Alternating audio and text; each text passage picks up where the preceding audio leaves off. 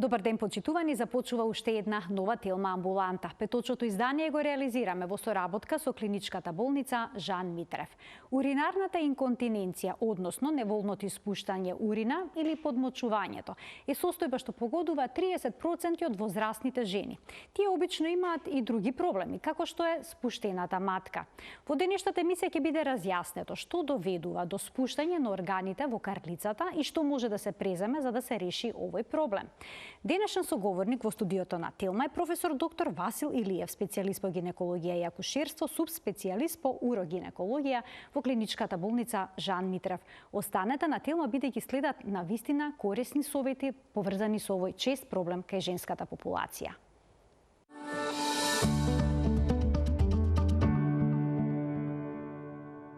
За неволното испуштање на урината, односно подмочувањето, но и спуштената матка, денеска зборуваме со професор доктор Васил Илиев, специјалист по гинекологија и акушерство, субспецијалист по урогинекологија. Докторе, добре ни дојдовте во студиото на Телма. Добар ден. Денеска имаме една тема која што засега на вистина голем број пред се повозрастни жени, но и понекогаш проблемот се јавува кај оние што се помлади, особено кои што родиле. Понекогаш, неволно истекува урината, некои жени испуштаат само неколку капки, но кај други проблемот е поизразен и е прилично непријатен. Па зошто се случува мочниот меур да испушти урина, кога ние тоа не го сакаме? Токму така. Како што рековте сега, прекрасно вовед за темава. Би сакал на почетокот малку да објаснам да биде појасно зашто мочниот меур е толку сензибилен орган. Ние се раѓаме без чувство за осет, за полнотост и потреба од празнење. И во текот на првата или малку повеќе период после раѓањето созреваат сите центри што вршат контрола врз функцијата на мочниот меур. Зашто е тоа така многу важно? Многу е важно затоа што зидот на мочниот меур е претежно граден од мускулни влакна. А мускулните структури кои ќе се полнат имаат рефлекс на стегање и на празнење. Со мочниот меур тоа така не смее да биде, пошто во една момент мочниот меур ќе треба да функционира како резервоар на урината. И за тоа да го реализира има многу сложена инервација од така наречен аутономен нервен систем. Значи тој е нервен систем што не е под наша контрола. Под наша волја. Под наша волја. Значи тој е еден дел од тој систем го супримира, односно го спречува да се празни, а другиот па го стимулира. Али кога го стимулира таа нивна синхронизација која што треба да настане, треба да биде во моменти кога постојат хигиенски, социјално прифатливи услови за празнење на мочниот меур, што се вика уринирање, мокрење и така натака. Значи тоа се така малку општо да видиме зашто така се дешава. И вие фино спомнавте, има случај кога се губи мала количина, има случај кога се губи поголема количина. Тоа се разликите во степенот, односно во типот на инконтиненција. Инконтиненција значи подмочувањето во превод, да се разбереме. Еден тип се вика стрес инконтиненција. Тоа е губење на помала количина на урина, на мокрача, во моменти кога доаѓа до зголемување на интраабдоминалниот притисок. Тоа се кашлање, смеење, трчање, кивање, дури до сексуални односи. Зашто е тоа така? Во секоја карлица, односно кај жените карлицата е многу поширока од машката карлица и во секоја шуплина силите кои што постојат формираат фокус. Тоа се тие закони на физика. Всушност во урогинекологијата законите на физика и на хидродинамика се суштествено важни за да се разбере до каде доаѓа проблемот и од каде доаѓа проблемот. Тој фокус делува токму на мочниот меур и во центарот на предниот вагинален зид. И затоа често пати ова стрес инконтиненција, тоа е првиот тип што сакам да го напоменам овдека, е поврзана и со некој степен на спад на преден вагинален зид, заден вагинален зид или на матка. Околу 30%, вие спомнавте веќе, се изолирани инконтиненции, стрес инконтиненции, а над 50% се асоцирани со некој тип на дислокација на некој дел од женските генитални органи или на сите органи. Втор тип е така наречена ургентна инконтиненција. Или итната, кога постојано се јавува чувство за потреба за мокрење. Токму така. И уште поважно што не само што е постојано и често, него е хитно. Ако не се реализира во дадениот момент, да станува до губиток на мокрачот, односно до подмочување. И тоа е голем број на пациентки односно на жени кои што мора да го реализираат тоа и они се привикнуваат да живеат во темпото што го диктира моćниот меур. Што воопшто не е прифатливо и ниту нормално. Апсолутно, тоа е таков губиток на квалитет на живот што не би бил прифатлив мислам по моменти кога тоа може да биде решено. И сега постои комбинација меѓу овие две, меѓу првата, меѓу стрес инконтиненцијата и ургентната инконтиненција, мешан тип на инконтиненција, што доста чест, и тој е најчесто и асоциран со некој степен на пролапс. И постои уште една тип на инконтиненција, така наречена прелевна инконтиненција. Кај жени, тоа е многу често кај мажи. Ама тоа нема да го денеска збориме, ќе збориме за ова што кај жени се дешава, кога доаѓа до пролапс на матката или на структури кои што вршат обструкција, значи за зачепување на изводниот канал на моćниот меур, таа бешика никогаш не се празни целосно. До цел, така. Останува секогаш малку урина во неа. неа. Останува малку или повеќе, зависи од случајот. И многу брзо се полни. И во тој преполнување, така наречена overflow, идем превод на македонски е прелевна инконтиненција. Професоре, Тоа е тоа. Тоа е тоа, но некои жени велат... Глобално, не е само тоа. Ќе одиме и уште подетално, ќе го разработиме се тоа. Некои се жалат дека кога им студи, им се влошува оваа состојба на подмочување. Па рекоа бе, автономиот нервен систем. Или кои ќе слушнат звук од вода. Така. Значи може и тоа. Тоа е стрес инконтиненција? Пациентки реферираат кога ми имам садови, кога туширам, добивам потреба која што неодложлива ми е. Тоа е толку типично за ургентната инконтиненција, за итноста, што се јавува. Токму тоа. Сега ќе ги продискутираме причините кои што доведуваат до слабење на карличното дно и спуштањето на органите. Значи пролапсот на матката е всушност предизвикано од слабењето на карличното дно, а тоа се бременост и породувањето, хроничниот запек, односно проблемот со празнењето на цревото, хронична кашлица, дебелина и возраста. Професор, ќе одиме редоследно пред бременостите. Дали само една бременост е подеднакво ризична како и повеќе кратни бремености? Па не, во секој случај повеќе бремености, али не само како бремености, породување, него многу е важно моделот на породување, големината на структурата на карлицата. Знаете, има 3 типа на женски карлици. И не смееме да влагаме тоа, пошто тоа е широка тема. И она што е идеална за изнесување на доносена бременост е така развиена, што може да подноси доста дистензија на сите структури што ги обезбедува. Широка карлица е тоа? Па не е баш најшироката. Ајде речеме, имаме една што е многу тесна, што е неприфатлива, имаме една вообичаена и една малку поширока која што со вообичаената спаѓаат во редот на прифатливи. Така да се изразам сега. Значи, начинот на породување, големината на плодот и типот на структурата на структурите ткивни кои што ги држат органите од нашите сите органи не се фиксирани цврсто, они се за нешто или да лежат на нешто или да висат на нешто. И они сите имаат микровибрации. Во текот на бременоста не се тоа микровибрации, него се по 10 и по 15 и по 20 пати зголемување на структурите, издолжување, матката доаѓа дури горе над папакот во текот на бременоста.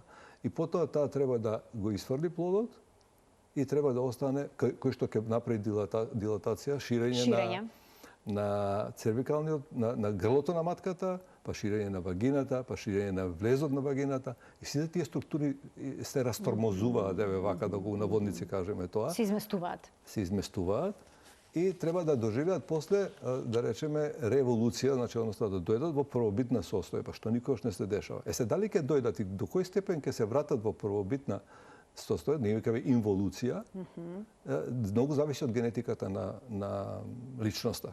Значи имаме различни генетски модалитети на пристап со количина на мазни мускулни влакна, на попречно пругасти мускулни влакна, на еластични влакна, на фиброзни влакна и така натака. Тоа е значи една многу комплексен пристап. Второ што сте рекле хроничен запек, обстипација, напрегање при празнење на цревата. Да, и сите структури се на испит во тие моменти. Нели? Исто и ова хронична кашлица, исто го прави ексцесен напор. Тој фокус што го спомнав се зголемува над 80 пати во моментот на кашлица или на кивање. Кивањето е во еден секунд да удрите на линијата на фокус на што ја споменав и трпи структурата.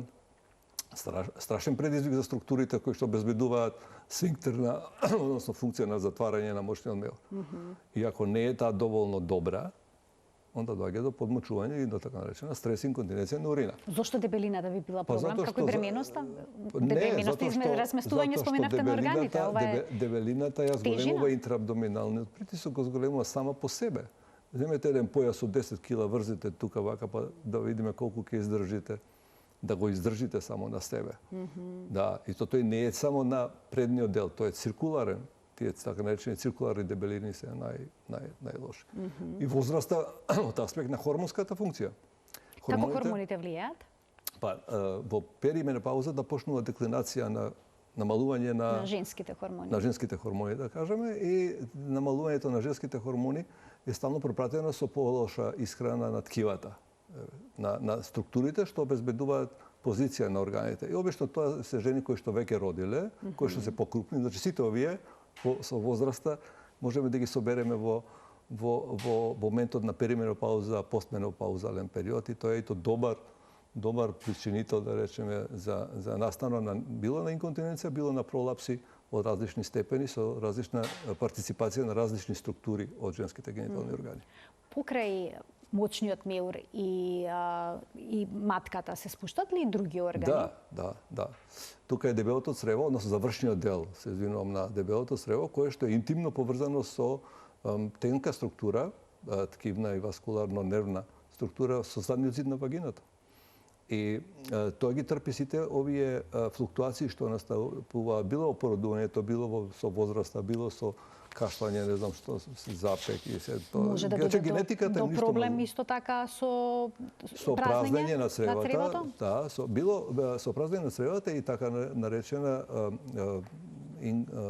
инконтиненција на фецес, на изметот, инконтиненција на гасови настанува. Често пати дури доаѓа и до моменти кога наоѓа руптура, значи прекинување на континуитетот на сфинктерните на излезниот дел од дебелото црево. Има надворешен и внатрешен сфинктер. И ако не мора да е комплетна таа руптура, али тие микротрауми предизвикуваат големо формирање на ожилно, на лузно ткиво, значи фиброзно ткиво, кое што ја намалува капацитетот на мускулната функција на затварање. Професоре, колку често овие проблеми се испреплетени? Дали жената која што ќе има уринарна инконтиненција би требало да очекува дека ќе се спушти матката, дека ќе има проблеми со дебелото црево? Да, не треба да очекува. Значи, збориме за проблеми кои што се во урогинекологијата многу чести, кои што се регенеративни, значи може да се оправат, и кои што не треба да се толерираат, не треба да се очекува дека и тоа ќе ми се деси, него има степени на спуштање на гениталните органи кои што пациентките не се свесни. Можеме тука да ја видиме и фотографијата. Тоа е всушност пролапс на матката. Значи се спуштат. Јас прочитав некаде спуштањето е како кога ќе се превитка чорапот од внатрешната кон надворешната страна. Добро, ајде да го видиме. Можеме тука да ги погледнеме фотографиите кои што се однесуваат на пролапсот на матката, но вие во меѓувреме може да појасните што е тоа значи точно. Не постои правило на кој модел како се тоа реализира. Се додека е интравагинално спуштањето, многу ретко пациентките го нотираат. Дури и при гинеколошки прегледи, за жал, многу од нашите колеги не им соопштуваат дека постои веќе некој степен на интравагинален спад. Тек после почнува. Да, еве, овие се фазите. Можеме првата фотографија да се задржиме на првата, или ако сакате еве можете и оваа да искоментирате. Ова е комплетен пролапс еден. Еден комплетен пролапс. Нели прикажано, гледате дека ова што е утерус, тоа е вака. Еве ова, добро. Овдека се реализираат степените на пролапс, на испаѓање на матката. Ако идеме напред, гледаме на добра нормална позиција. Ова Да, ако може да само да се задржиме на првата фотографија. Ова е четвртата позиција. Да, ова е четвртата, кога веќе утерусот е излезен. Да, комплетниот утерус е излезен, и бешиката е доле све. Добро. Добро, значи, ова се степенувања, клинички степенувања на степенот на испаѓање, што е важно за нас, што се професионално бавиме со таа работа. За пациентите е важно каков проблем реферира кога ќе дојде на преглед, а општо ако дојде на преглед или поточно кажано, треба да биде свесна дека треба да дојде на преглед и дека тоа треба да биде решено во 21. век, а не да се живее со вакво. Значи, на овие степени се дека гледате каде што грлото на матката е надвор од влезот во вагината, нели? Тоа се све степени кои што пациентките ги и визуализираат самите на себе и кои што за жал сметат дека е нормално да живеат така. Значи, може да се случи матката сосема да излезе од вагината и тоа е последната фотографија. Да. И тоа изгледа прилично драматично, но докторот ни успива да ја вратат назад. Да, ја враќа за вечер кој ќе легнат у кревет, да сами реферираат дека со прст ја бутаат матката. Дали е ризикот поголем да излезе матката додека жената стои? Да, апсолутно. Да, поземјната тежа, по секојдневни активности и таа се спушта до степен да ја лимитира движење. Има пациентки што доаѓа со лимитирани движења или тогаш кога е надвор од интроитусот на вагина, поради сталниот контакт со вешот што го носат, доаѓа до стварање на рани. И сега плюс на тоа, постои недостаток или многу намалена количина на естрогени, па постојат атрофични промени. И тие атрофични промени ја прават многу слаба таа кожица, односно епител кој што постои. И многу често доаѓаат пациентки со веќе формирани, ние викаме декубитуси, значи тоа се декубитални рани на делови од испаднатите органи. Да. И вакви степени се од третата слика натака, многу често има заостаток на рестурина, да речеме, заостаток, значи после мокрење во бешиката останува неиспразнета урина. Од третата слика натака. Значи од тука натаму, значи веќе кога матката е излегува на надвор. Да, или така го притиска, нели? Да, притиска. Напред према лево нагоре, тоа е бешиката. Ова доле, испод е тоа дебелото црево. Чувствуваат ли некаква болка жените кога ќе им се случи ова? Има болка најчесто во кичма, има болка, лимитирани движења, може централна болка да даде, многу индивидуално е тоа. А има ли некакви симптоми кои што всушност навестуваат дека се спушта матката, односно утерусот? Симптоми почнува обично со карлична болка во физичка активност, во движење, при одење, нели? Тоа е најчесто. Или се јавува некој инконтинентен момент. Инконтинентен урина, мислам, момент се јавува. И тоа е решение во што порана фаза решавање на вакви проблеми, толку е позахвален, поуспешен зафатот, толку е полимитирана површината на хируршката работа и помала траума за организмот, и толку побрзо е рекуперирањето и враќањето во секојдневниот живот. Што значи сето ова за сексуалната активност на жената? Смее ли да има сексуални односи кога се спушта вака матката? Може сексуалниот однос да го влоши проблемот? Да испадне матката потоа? Не, нема да го влоши, него видете колку може. Знаете, тука не гледате само матката, ве гледате ги вагиналните зидови што се надвор. Како изгледат вагиналните зидови? Тие спаѓаат се комплетно. Она другата слика уште поубаво ќе ви покаже. Нели, испадната е тотално вагиналниот зид е надвор и тоа не е дали смее. А што е кога во овие, да речеме, првата и втората фаза, почетните? Па да, ова прва фаза е веќе не се нотира дека постои спад на органот и жената живее нормално. Тоа може при гинеколошки преглед да биде упозорена дека почнало тоа да се дешава. И сигурно ќе ме прашате дали тука може да се спречи. Да, ние советуваме да се применат вежби за јачање на мускулатурата. Какви се тие вежби? Познати се како кегелови вежби, тие ги имаат публицирано многу одамна уште. Кегел ги има публицирано. Сега, они имаат ефект ако се одвиваат во многу рана возраст. Затоа што кога веќе атрофичните промени земале голема површина од структурите што ги одржуваат позициите на органите, кегеловите вежби не можат да бидат ефикасни. Многу едноставно затоа што количината на мускулни влакна, а они се наменети за мускулите, кегеловите вежби, е толку намалена, што и тоа што е останато што ќе се појача со кегеловите вежби, нема ефект. Значи тоа е, како да кажам, тоа е врзана работа. Сите тие причини за настанок што сте, у суштина на крај возраста беше. Онда ги носи сите тие заедно. Така. Затоа возраста беше наброена на крајот. Пред да преминеме на начинот на кој што ова се решава, да проговорим уште малку и за инконтиненцијата, односно за неволното испуштање на урина. Видовме дека се тие всушност состојби многу често поврзани. Колку е нормално урина да се собере во мочниот меур во текот на денот и колку пати е нормално да се празни? Нормално ли е жените со возраста да станат навечер да уринираат? Ако почнат да стануваат, значи ли дека имаат спуштен мочен меур или пак е тоа нормално? Значи, одговорот е многу деликатен, с обзир на тоа зависи колкава количина на течност се внесува. Од тоа зависи колку пати ќе испразните мочниот меур. Волуменот на мочниот меур меѓу 200 и 300 мл би било да е физиолошки прифатлив. Али има пациентки што можат и 600 мл да издржат. Многу индивидуален тој одговор.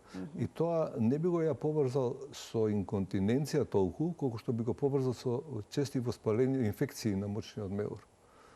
Цистити, така наречени, кои што се изузетно чести. Во вас состојба се почести? Да, гледате, секој од третата слика рековме дека мала, помала или поголема количина урина останува во мочниот меур. Таа е храна за бактерии.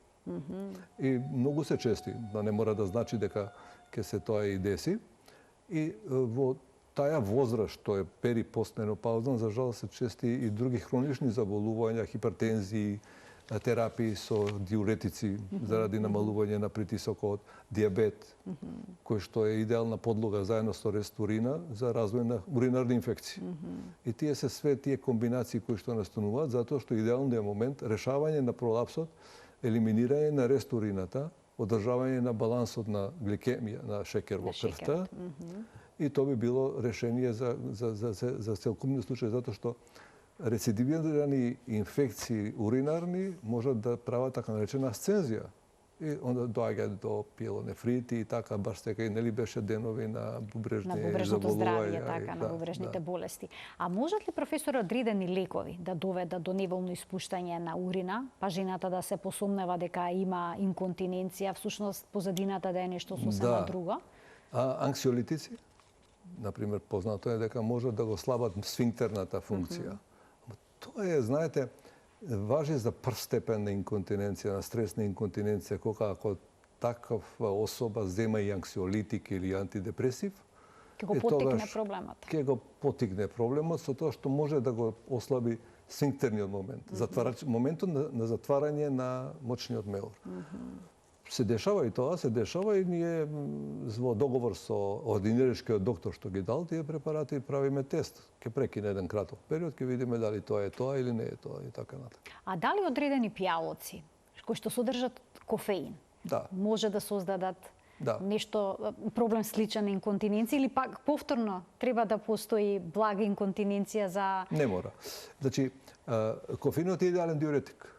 Идеален диуретик и кофеинот не само во кафето, го има во какао, го има во чаеви, овие што се темни чаеви, сега има овие енергетски пијалоци што се тие се полни со кофеин, он може да предизвика побрзо стварање на урина и таа брзина на стварање на урина веќе доколку е ослабен мочниот сфинктер, сфинктерот на мочниот меур, може да предизвика во моменти на зголемени кашлање, кивање, да инцидентно губење. Ама тоа е, знаете, такви инцидентни настани се класифицираат како инцидентни.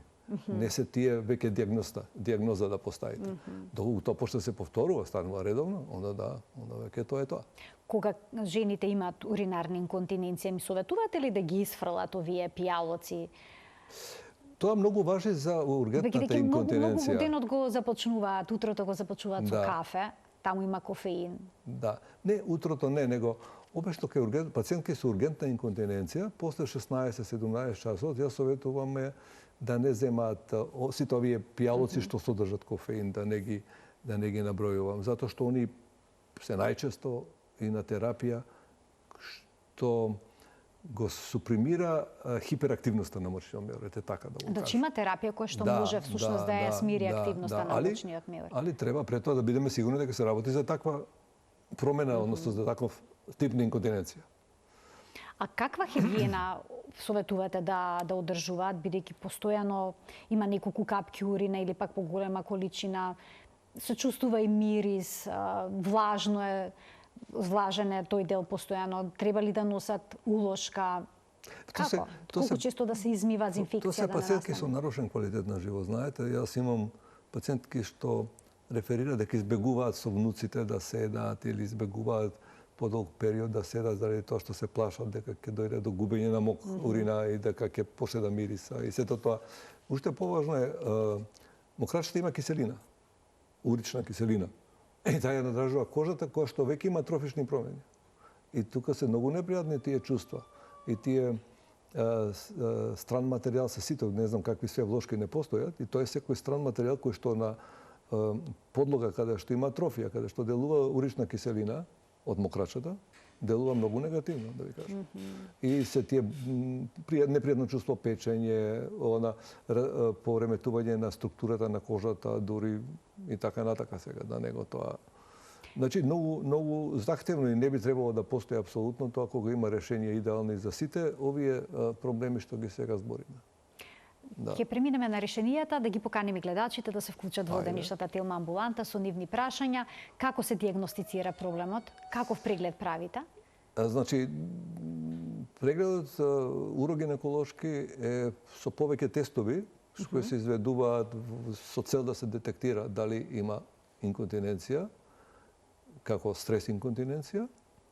Онда се прават прегледи за преден вагинален зид да се детектира дали се спушта, дали колку се спушта и кој се учествува по кој редослед. Затоа што имаме така наречен поделба на преден дел, среден дел и заден дел, каде што учествува предниот дел, нели преден зид на вагина со бешиката, со мочниот меур, средниот централниот дел е со утерусот, и тој често пати го влече и ние викаме форникс, тоа се вика кровот на вагината го влече заедно, и онда доаѓа задниот дел каде што е задниот вагинален зид со дебелото црево.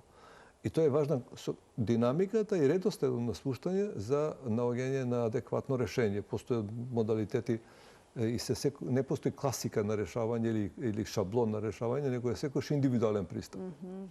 Да се реши проблемот од спадот, односно да се реши проблемот со инконтиненцијата. Така. За инконтиненција постојат стотици различни методи. Започувате ли прво да речеме со тренинг на бешиката за задржување подолго време на урината? И дали тоа може да биде решение? Па може да би помогне. Дефинитивно може да помогне. Од каде доаѓа потребата за евентуално реедукација на мочниот меур? Од таму што пациентките, ја веќе спомнав малку, што имаат инконтиненција, посебно ургентен тип, они спонтано, вољно и кога не е препон мочниот меур, да го испразнат мочниот меур, за да се спречат губење на подмочување. И како се празни често, без да доживее комплетен волумен мочниот меур, така он ја намалува својот капацитет волуменски, го намалува. И со оваа реедукација на мочниот меур, сакаме да ги натераме да го вратат барем у некои физиолошки прифатливи волуменски, затоа што тоа многу го оштетува животот, не само социјалниот и приватниот, него и здравствениот, не само локално, него им се пореметува сонот. Луѓе што имаат растеретување од овие проблеми доживуваат регенерација на својот сон, кој што е многу потребен од тој период од животот за здравјето, генерално за сето здравје. Сонот е оној момент кога организмот се ресетира за да продолжи здрав. Двајца гледачи очекуваат да постават прашање, да ги слушнеме нивните прашања. Добар ден за првиот од нив. Ало. Повелете, во програма сте. Добар ден. Добар ден. Јас сум на возраст 67 години. Мојот проблем е пред 20 години. Бев на гинекологија во Скопје. Една лекарка ми рече дека тоа може да се оперира кратко време, не е страшно. Потоа бев на урологија, ми рекоа дека имам рак. Од тука бев во цистина. Во цистина ми рекоа дека тоа е еден вид простата како кај мажите што се јавува. Сега тоа, јас 20 години го имам, покажување на доктора што слушам тука, приликон физички напор и многу движење, мене ми излегува надвор од вагината. Кога мирувам, кога легам, јас неам никаков проблем. Сега со подмочувањето неам проблем, ама некогаш ми се случува преко ноќта дури 10 пати да излегувам надвор да мочам. Па те интересира што би можело да биде решение за вашиот проблем? Да, ме интересира, пошто 20 години сум со тој 20 години се мачите со оваа состојба. Ви благодарам за вклучувањето. Најверојатно се работи за обструкција која што врши спуштена матка. Бешиката не се празни комплетно Брзо се наполнува и госпожата ноќе станува да ја празни затоа што добива нагон за празнење. Решение е да се тоа реши, ова е некој степен на пролапс, треба да се тоа еден убав преглед да се направи урогинеколошки и решението ќе биде дефинитивно. Ќе појасните што се може да се направи, само да го направи. слушнеме следниот гледач, па ќе преминеме на хируршкото решавање на проблемот. Добар ден за следниот гледач. Дали го имаме следниот гледач на линија? Добар ден. Добар ден. Во програма сте, повелете. Ке ве замолам само да го намалите тонот на телевизорот и да го следите разговорот преку слушалката. Добар ден. Да, во програма сум. Да, во програма сте, да го слушнеме вашето прашање. Ве поздравувам и вас и докторот. Благодарам. Сакам да кажам дека имам проблем подолг период, така ко пролапс. И бев на клиника, докторката ми вика дека не сум за операција и носам прстен. Сега би сакала да го прашам докторот колку може да се носи тој прстен и дали смета, дали може да направи додатни проблеми. Така, ви благодарам. Ви благодарам за вклучувањето во програма. Што велите, професоре, за користењето прстен? Значи, прстен или песар, што се стручно, представува привремено решение. Решение додека пациентката не биде...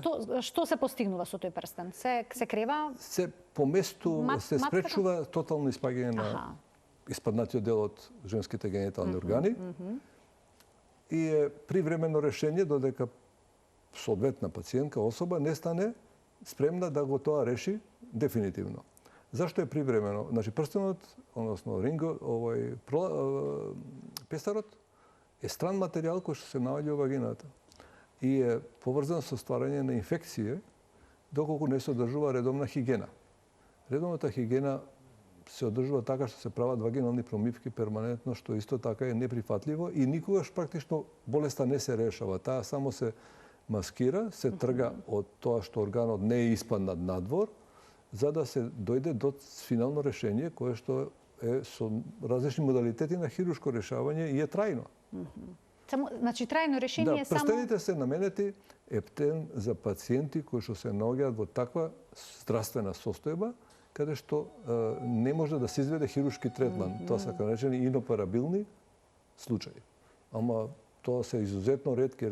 Исклучаци. Да, иначе прстенот се става само додека не се реши дефинитивно проблемот. И тоа е, не знам, месец дена, 2 недели, 5 недели, тоа не е. Уште двајца гледачи имаме, да ги слушнеме прашањата. Добар ден. Добар ден за следниот гледач. Ве слушаме во програма сте. Кој е вашето прашање во денешната Телма амбуланта? Поздрав до докторот и до вас. Благодарам. Ало? Да, ве слушаме во програма сте и вас ке ве замолам да го следите разговорот преку слушалката, а да го намалите тонот на телевизорот. Сакала, ми се миша од друг разговор. Значи, намалете го тонот на телевизорот, доколку сакате намале. Добро, слободно поставете го прашањето, ние ве слушаме. Би сакала да го прашам докторот колкава е веројатноста за успешноста на операцијата. Така, колкава е успешноста на операцијата? Операцијата, затоа што имав пријателка која се оперисаше во Систина, кај доктор Баджаков. Добро, не е важно каде и како, добро? Беше неуспешна операцијата и таа повторно истото се случува, не може да задржи урината со влошки. Така, значи има по зафатот има и се повторил проблемот, докато слушнем и следното прашање. Добар ден. Одговорете, професоре, колкава е веројатноста да се повтори проблемот по оперативниот зафат? Предпоставам дека за тип на инконтиненција и пошто бил хируршки зафат, предпоставам дека е за стрес инконтиненција. Сега не знам кој тип на операција е работен, пошто има многу типови кои што. Во принцип сега микроинвазивна хируршки пристап во решавање на стрес инконтиненцијата е златен стандард за решавање на оваа проблематика. Успешноста во медицината, во хирургијата се мери со степенот на објективна и субјективна задржување на моткачата во различни моменти. Првите се 2 години, па 5 години. И на сите тие испитувања што се прават во светов, се прават така наречени студии, кои што ги компарираме и ги гледаме, овие методи на микроинвазивната техника на работа, која е практично повеќе интервенција него операција, има највисок степен на успех. Значи, околу 92,4% е некоја средна вредност на успех. Значи, од 100 пациентки оперирани, само 8 до 10 може да кажат дека не биле успешно завршена проблематиката. Збориме за стрес инконтиненцијата. Така. Постојат и други методи на хируршка третман. Збориме за ова што најверојатно е правен. Јас не знам кој е правен, али ако се работи за микроинвазивните хируршки методи, значи тој 10% можност за неуспех е оправдан и постои во сите можности. Знаете, не постои у медицината нешто што е за жал 100%. 100% е само ако имате ампутационна хирургија. Онда имате еден орган, ампутација значи вадење на орган, го извадите и онда 100% е дека сте го извадиле органот и тогаш некогаш не можете цел да го извадите. Така, имаме уште еден гледач, ни дадоа знак дека ќе се вклучи во овој момент во програма. Добар ден. Ало? Повелете, кој е вашето прашање? Ве слушаме, во програма сте. Ало? Добар ден. Дали ме слушате? Да, во програма сте, кој е вашето прашање? Јас немам прашање, но само еден поздрав до професор Илиев и им советувам на сите жени што имаат ваков проблем, само кај овој најдобар за оваа област гинекохирург. Така, ви благодарам за вклучувањето. И да ги почитуваат неговите правила, да не се поправаат, да не дигаат тешко и да внимаваат на обстипација. Ви благодарам, еве ги сумиравте всушност клучните поенти на што треба да се внимава. Ги кажа госпожата. Ги кажа, уште еден гледач ке вклучиме. Добар ден. Добар ден. Повелете. Сега вака, и јас сега во областа тука што е зафатено за одговор, малку понастрана, али сепак одговара за професорот да ми каже. Јас имам ендометриум 8 мм на матката. И сега правев киретажи пред 3 години и пред тоа 1-3 пати. Ја возрастна жена сум, околу 70 години имам. И после тоа отидов на контрола, мене ми рече докторот дека Стоевски, дека стои тој толку, не се зголемува, но треба да ослабеш, вика 20 кила најмалку. Јас ослабев 15 со помош на доктор Митов, ама некако, мислам, сега добро се осеќам, но почесто мокрење имам и нервоза ме фаќа, ако во случај, ако треба 2 капки, ќе измокриш, но ако не измокриш готово напната си. Што се случува со тој, дали е штетно и опасно тој ендометриум или нема со што да се храни више старееме? Така, добро, ви го разбравме прашањето, ви благодарам за вклучувањето во програма. Повелете, професоре. Добро, пациентката имала хиперплазија, значи викаме за дебелување на ендометриумот во пери или постменопауза. Така. Веројатно во постменопауза и обезноста, дебелината многу допринесува ради постоење на екстраоваријална трансформација на поедини субстанции во масното ткиво, кои што стануваат многу слични на естрогените, на женските хормони, и тие предизвикуваат такво задебелување на слузницата на матката. Она има киретажи до сега, ја не знам години дали спомна, але мислам дека не ги спомна. Чим има киретажи, тие сигурно се добри, она треба да води рачун на одржи таа тежина што е намалена. Тоа со мокрењето дури вели 2 капки, ако има 2 капки да ги измокри. Добро е да се направи една уринокултура, да нема некоја уроинфекција и да се направи бриз, уретрален бриз. Уретрален бриз, бризот завршетокот на мочниот канал, кој што може и тој тука да предизвикува и се разбира да се види степенот на атрофија. Еден преглед. Ајде сега да поразговараме за хируршките решенија кога станува збор за пролапс на матката. Што советувате, што е најдобро решение? Да. За пролапс на матката нема генерално клише, некој модел, па така ќе ги правиме. Значи, генерално проблемот се решава трајно со хируршки пристап. Хируршките пристапи може да биде абдоминален, може да биде вагинален. Абдоминалните се резервирани тогаш кога постојат помал степен на пролапс, односно кога постои дополнителна патологија. Најчесто постои тумор на матката, постои тумор на јајникот, постои претходна, например, ендометриоза која што ја направила матката и да е поврзана во страслини со околината. И тогаш се дешаваат тие абдоминални пристапи. Генерално идеален пристап е вагинален во решавање на пролапсот на гениталите. Значи се влегува преку вагината и... Да, значи нема резови нагоре да се гледаат. Минимално инвазивен, претпоставувам. Апсолутно. И решенијата се, реков, специфични, зависно од кога зборевме за прегледот, рековме дека битно кои елементи учествуваат, по кој редослед се спуштаат во текот на урогениталниот преглед.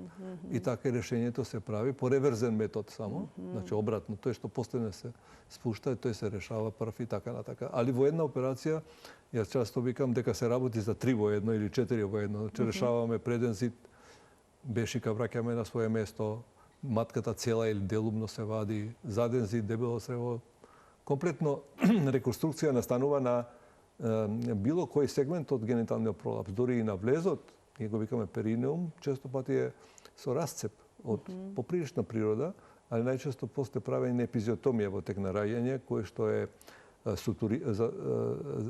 сутурирана, али сутурите попуштаат или во текот на животот дошло до попуштање и така да стои неправилно расцеп еден на влезот во вагината кој што е влезна врата поради блискоста на анусот, на излезот од дебелото црево, често бактерии комуницираат. Значи тој простор кој што се вика перинеум треба да е 2 до 3 сантима. Кај некој пациент е сантим и пол.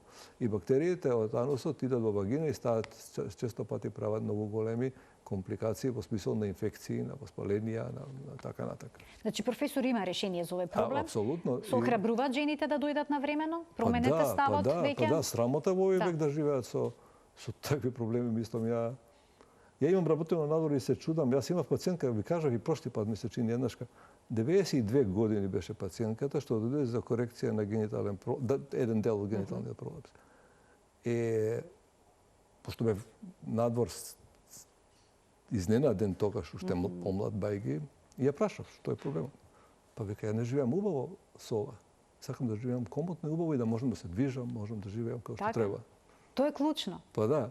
Особено кога постои решение никако да не се толерира пролапс на матка, ниту пак уринарна инконтиненција. Инконтиненцијата мене ме чуди како знаете што многу се прифаќа како нешто нормално. Дел од возраста, жена што родила е нормално да се подмоча. Да, замислете која инверзија на вредности е тоа. Дури ќе дојде ако не се подмочуваш, не си родила добро. Да. Ама како да ви кажам, тоа не може да го разберам да се подмочува човек и пазите, тоа се дами кои што знаат да ово се облечат, да се представаат, имаат активности јазни. И јас имам прилика да држам некои предавања лево-десно и се чудам ја за краток престој. Не краток престој, 3 години во Хрватска кога работев, ја да ја кажам за тој период може би направив многу повеќе него овде за 3 години. Се надевам дека ќе се промени свесноста и дека се почесто жените ќе си го решаваат овој непријатен проблем и ќе си го вратат квалитетот на животот. Се надевам и јас. Професоре, ви благодарам многу за вашето денешно гостување. Секогаш е задоволство да се разговара со вас, особено за едни вакви теми кои што не често се обработуваат во медиумите. Па ми беше чест и поверете друг пат и други теми ќе правим. Така, секако се гледаме повторно. Добре. Почитувани, ова беше се во денешната емисија реализирана во соработка со клиничката болница Жан Митрев. Имајте пријатен ден.